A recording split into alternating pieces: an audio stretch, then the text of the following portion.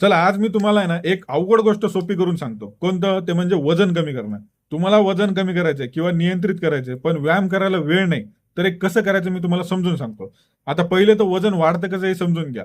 आपलं शरीर काम करायला ऊर्जा लागते.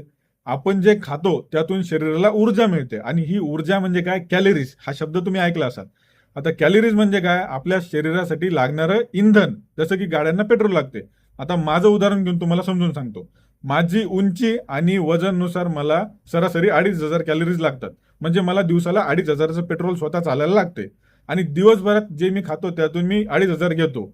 पण मी जर याच्यातले 2,000च कॅलरीज वापरल्या तर जे 500 उरलेल्या कॅलरीज आहे ना ते शरीर फेकून देत नाही. ते शरीर काय करते? भविष्यात एकदम स्मार्ट आहे शरीर. चरबीच्या स्वरूपात, फॅटच्या स्वरूपात पोटात, कमरेवर किंवा लिव्हरमध्ये साठवून ठेवायचं काम करते. आणि रोज जर असं चालू राहिलं तर काय होणार? तुमचं वजन वाढायला सुरू होणार.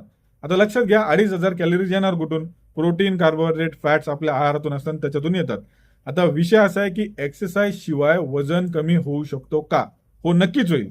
कारण वजन कमी करायला ना हेच महत्वाचे नियम काम करतात. आता एक लक्षात घ्या, काय करायचं? मला वजन कमी करायचंय तर मी काय करणार? 500 कॅलरीज कमी करणार. 500चं इंधन गाडी माझी रिझर्ववर वापरायला सुरू करणार. समजून घ्या, म्हणजे काय आहे त्या चरबी वापरायला सुरू करायचं, तिथून जाळायचे फॅट्स.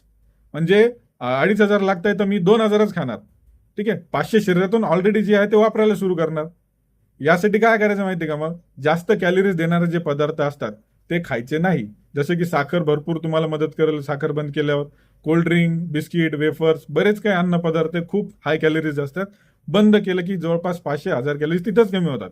ताटात अर्ध भाग भाजी असेल तर सॅलड ठेवायचं. सॅलड पण महत्वाचं, पोट भरेल पण कॅलरीज वाढू देणार नाही. आणि असं केलं तर काय माहितीये का? एक्सरसाइज शिवाय तुमचं साठलेली चरबी वापरायला सुरू होते. पण याला ना नियमितपणे केलं पाहिजे आणि याला भरपूर वेळ लागेल. मग व्यायाम कशासाठी? तुम्ही म्हणाल व्यायामाचा फायदा काय? कसं आहे ना, जर मी 500 कॅलरीज कमी खातोय तर व्यायामाने काय होईल? 500 अजून वापरल्या जातील. समजलं? 500 मी कमी खातोय ना, मग 500 शरीर एक्सरसाइज करताना वापरून घेईल.